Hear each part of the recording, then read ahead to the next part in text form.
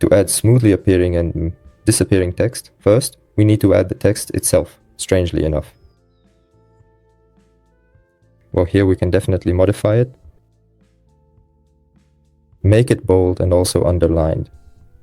The text itself should be clear, easy to read and easy to understand.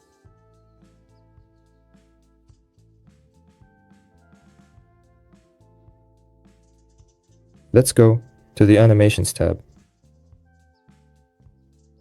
And here we have 3 buttons opening up in, out, and loop.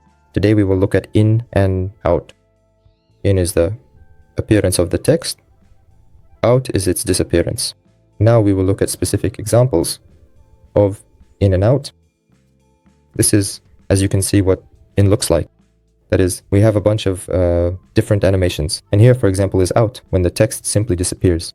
They can be combined so that first the text appears as if soaring upwards, and then it just dissolves into the air. I hope this video was useful for you.